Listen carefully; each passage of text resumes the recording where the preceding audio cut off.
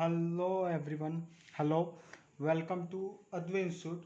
और हम लोग ज्योग्राफी का चैप्टर पढ़ रहे थे एटमॉस्फेयर के बारे में और कंपोजिशन ऑफ एटमॉस्फेयर, और साथ में हम लोगों ने डिफरेंट टाइप्स ऑफ एटमॉस्फेयर और हम लोगों ने पढ़ा था on the basis of temperature के डिफरेंस में। याद कीजिए, पिछले क्लास में हम लोगों ने, जिन लोगों ने मेरा वो पिछला वीडियो नहीं देखा है तो वो पहले पिछले वाला वीडियो देख लेंगे, जिसमें मैंने आप लोगों को क्लासिफिकेशन ऑफ एटमॉस्फेयर बताया था on the basis of temperature, जिसमें हमने बताया था आपको troposphere, stratosphere, mesosphere, thermosphere, exosphere. तो ये सारे टाइप का मैंने आप लोगों को पिछले क्लास में बताया था। ठीक, उसमें आप लोगों को मैंने अलग अलग तरह के, जैसे ट्रोपोस्फेयर, और सबसे नीचे वाला है ट्रोपोस्फेयर, और उसके बाद उससे ऊपर जस्ट होता है स्ट्रेटोस्फेयर। और ट्रोपो और स्ट्रेटो के बीच में जो इंटरमीडिएट स्टेट होता है, जो उसको हम लोग ट्रोपोपोज बोलते हैं। स्ट्रेटोस्फेयर और मीजोस्फेयर, स्ट्रेटोस्फेयर के ऊपर वाला को मीजोस्फेयर बोलते हैं, मीजोस्फेयर के ऊपर वाले को थर्मोस्फेयर, और उसके सबसे ऊपर वाले को एक्सोस्फेयर बोलते हैं। तो आपको मैंने ये बताया था।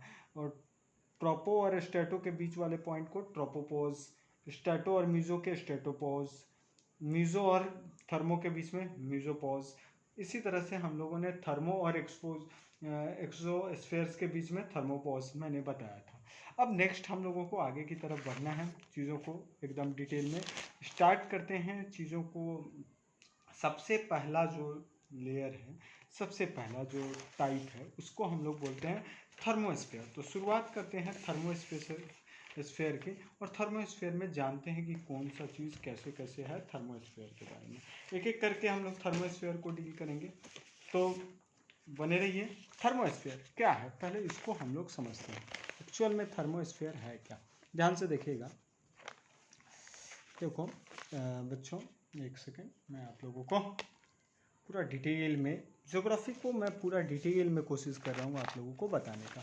तो देखते चलिए एग्जैक्टली क्या है थर्मोस्फेयर।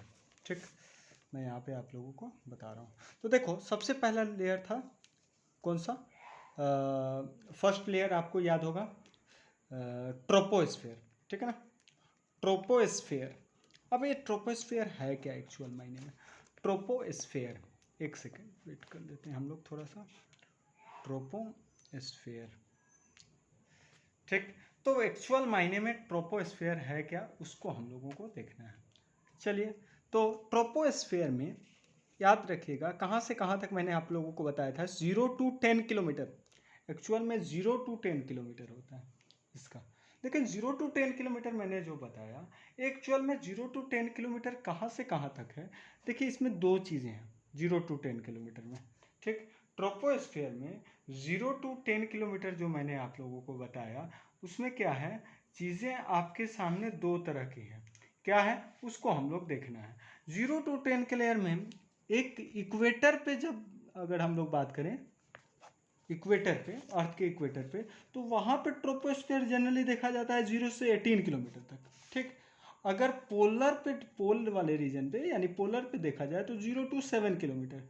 तो दोनों का एवरेज लेकर हम लोगों ने बोल दिया 0 to 10 किलोमीटर होता है ट्रोपोस्फेयर। ठीक, अब जितने भी क्लाइमेटिक एक्टिविटी होती है, ऑल क्लाइमेटिक, मैं पॉइंट्स लिखते चल रहा हूँ, ध्यान दीजिएगा, all climate and weather related activity, weather related activity जो भी है इसी में होती है। ठीक है ना, रिलेटेड एक्टिविटी इस लेयर में होता है, याद रखिएगा। All climatic and weather related activity in this, बोल सकता हूँ, इस लेयर में, इस स्फेयर में होता है। ठीक, उसके बाद इसको हम लोग, देखिए एक चीज़ आपको जानना है, जिसमें फ्रिक्शन होता है, इसको हम लोग एक और नाम से जानते हैं कि that is a friction layer. ठीक, अब फ्रिक्शन लेयर मैंने बोला, वाई फ्रिक्शन लेयर क्यों होता है? बिकॉज इस लेयर में एयर डेंसिटी जो होती है, एयर डेंसिटी मैक्सिमम होती है। देखिए, जब ज़्यादा एयर होगा और एयर डेंसिटी का मैक्सिमम एयर डेंसिटी होगा, इसीलिए ये लेयर क्या कहलाता है आपको, मैं बोल सकता हूँ इस लेयर को कि इसमें फ्रिक्शन सबसे ज़्यादा होता है। ठीक है, क्लियर है, आगे बढ़ते हैं। अब देखिए, इसमें एक और चीज़ें होती है जो आपको जानना है। इसमें कॉन्वेक्शन लेयर भी कॉन्वेक्टिव लेयर बोलते हैं। अब क्या है कॉन्वेक्टिव लेयर? यानी इसमें कन्वेक्शन प्रोसेस होता है एक्चुअल मायने में।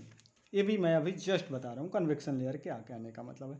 इसमें क्या होता है, टेम्परेचर डिक्रीज करता है अगर मैं हाइट इसमें इंक्रीज करूँगा, यानी हायर एल्टीट्यूड पे जाऊँगा तो धीरे धीरे ऊपर जाऊँगा, इस लेयर में मैं बात कर रहा हूँ, तो हमारा टेम्परेचर क्या होगा, डिक्रीज करेगा। ठीक है ना। अब देखिए इसमें एक और चीज़ें जाननी है, जो आपका कंटेंस इसमें जो होता है मैक्सिमम 75% ऑफ द गैस का मासेस, सारे मासेस इसी में कंटेन करते हैं। ठीक है ना, contain 75% of the gas masses. और ट्रोपोटर्न मतलब मिक्सिंग, इसमें बहुत सारे चीज़ों का मिक्सिंग है। और इसको मैंने बोला कन्वेक्शन लेयर। अब क्या है कन्वेक्टिव लेयर? तो देखो मान लीजिए नीचे है एयर, एयर का सबसे नीचे इस लेयर में एयर का है, ठीक है ना, और फिर ऊपर भी है। तो देखिए जैसे भी टेम्परेचर बढ़ेगा इसमें क्या होगा, ये ऊपर उठेगा और ये वाला ठंडा एयर नीचे आएगा। ठीक है ना, तो इस तरह से चीज़ें होती है इसमें। ठीक है ना, तो इसको कन्वेक्टिव लेयर बोलते हैं, क्योंकि टेम्परेचर बढ़ा, टेम्परेचर बढ़ने के कारण एयर ऊपर उठा और ऊपर वाला ठंडा वाला एयर नीचे आता है। तो ये सब क्या कहलाते हैं, कन्वेक्टिव लेयर। तो ध्यान रखिएगा ट्रोपोस्फेयर इज नथिंग बट जितने भी climatic and weather related activity होती है सारे के सारे इसी लेयर में होती है। जैसे बादल का निर्माण होना, वर्षा होना, मतलब जो भी चीज़ें होती है वो सारे इसी में होती हैं। ठीक, नेक्स्ट हम लोगों को जानना है स्ट्रेटोस्फेयर। तो इसको भी देख लेते हैं एक्चुअल मायने में स्ट्रेटोस्फेयर है क्या। ठीक, तो स्ट्रेटोस्फेयर को अब हम लोग सीखते हैं। तो देखिए अभी हम लोगों को जानना है किसके बारे में, स्ट्रेटोस्फेयर। तो स्ट्रेटोस्फेयर क्या है, कहाँ से कहाँ तक, 10 किलोमीटर से लेकर 50 किलोमीटर तक स्ट्रेटोस्फेयर पाया जाता है। और एक चीज़ याद रखिएगा, ड्राई विथ, इसमें क्या होता है, ड्राई होता है और इसमें कोई क्लाउड का फॉर्मेशन नहीं होता है। एक चीज़ हम लोग जब क्लाउड्स चैप्टर में पढ़ेंगे तो उसमें डिटेल जानेंगे। मदर ऑफ पर्ल्स एक क्लाउड होता है, मदर ऑफ पर्ल्स, ठीक है ना, उस क्लाउड के बारे में हम लोग पढ़ेंगे कि इसमें यही एक क्लाउड होता है जो मदर ऑफ पर्ल्स के ही कारण, याद रखिएगा, ओजोन लेयर का डिप्लीशन होता है। ठीक है ना, ओजोन लेयर का डिप्लीशन होता है। अब ये मदर ऑफ पर्ल्स क्या है, तो हम लोग जिस दिन क्लाउड चैप्टर स्टार्ट करेंगे वहाँ पे हम लोग पूरा डिटेल जानेंगे कि किस किस तरह के क्लाउड होते हैं, कैसे होते हैं, कैसे नहीं होते हैं।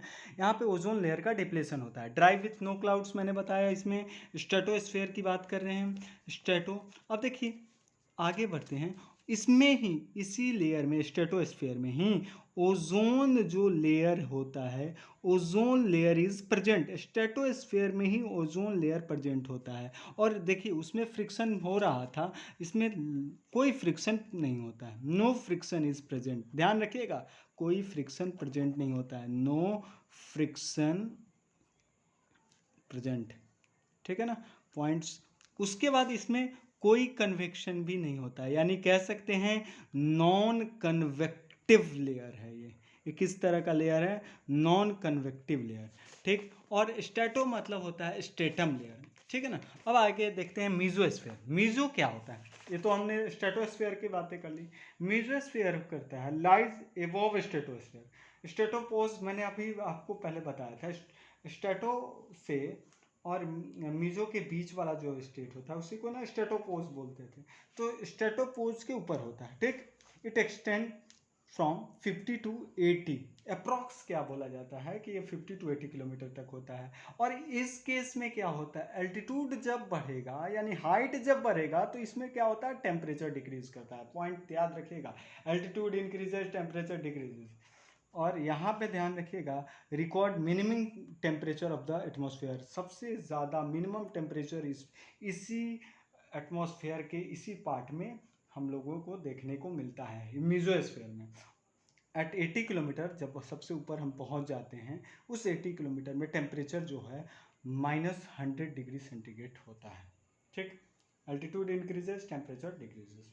और नॉन, इसको हम लोग देखो इसमें एक और तरह के क्लाउड होते हैं, नॉन कॉन्टुलेसेंट क्लाउड जिसको बोलते हैं, इसके बारे में भी हम लोग देखेंगे आने वाले टाइम में। बट इतना पॉइंट्स आपको ध्यान रखना है कि स्पोज के ऊपर होता है और ये 50 to 80 किलोमीटर अप्रॉक्स में एक्सटेंडेड है। और एल्टीट्यूड अगर इंक्रीज करेंगे तो टेम्परेचर इसका डिक्रीज करेगा।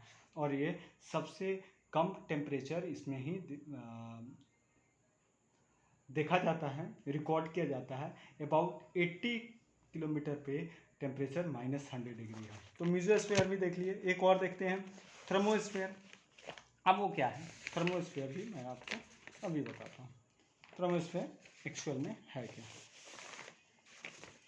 तो देखिए एक्चुअल में थर्मोस्फीयर क्या है, लास्ट सबसे जो ऊपर वाला पॉइंट है, उसके बाद एक्सोस्फीयर होता है ना। तो देखो थर्मोस्फीयर में क्या होता है एक्चुअल मायने में, उसको मैं बताता हूँ। थर्मोस्फीयर, तो थर्मोस्फीयर ये आपका कहाँ लाई करता है, lies above mesosphere, above mesosphere, mesosphere के ऊपर लाई करता है। और इसमें क्या होता है, एल्टीट्यूड यानी हाइट को इंक्रीज करेंगे टेम्परेचर क्या होगा, डिक्रीज करेगा। हाइट को इंक्रीज करेंगे टेम्परेचर होगा डिक्रीज। और 1200 डिग्री नॉटिकल पे इसका 1200 डिग्री पे देखिएगा इसका, देखिए एक सेकेंड रुक जाइए, 350 किलोमीटर पे इसका टेम्परेचर, देखो टेम्परेचर क्या होता है, एल्टीट्यूड इंक्रीज करता है तो टेम्परेचर इसमें डिक्रीज करता है। और इसमें सबसे ज़्यादा टेम्परेचर होता है 350 पर, इसका 1200 डिग्री टेम्परेचर होता है। और आपको पता होना चाहिए कि इसमें इसी में क्या होता है, एब्जॉर्प्शन होता है। एब्जॉर्प्शन, एब्जॉर्प्शन ऑफ क्या होता है, एब्जॉर्प्शन ऑफ यूवी रेज। इस लेयर में यूवी रेज का ऑब्जॉर्प्शन होता है। देखिए यूवी रेज आएगा उसको एब्जॉर्ब कर लेगा, जिसके कारण इसमें टेम्परेचर बहुत ज़्यादा इंक्रीज करता है जब यूवी रेज को एब्जॉर्ब कर लेता है। और about 200 kilometre molecules oxygen is present, और वहीं ऑक्सीजन के कारण इसको क्या कर लेता है, एब्जॉर्ब कर लेता है। तो ये चीज़ें थी आपके पास जो मुझे आपको बताना था ज्योग्राफी का एटमॉस्फेयर के पार्ट्स के बारे में। आगे हम लोग फिर मिलेंगे on the basis of chemical reactions, और आयन के ऊपर में डिफरेंस करेंगे, एंड देन आफ्टर नेक्स्ट की तरफ चैप्टर की तरफ चलेंगे। Thank you.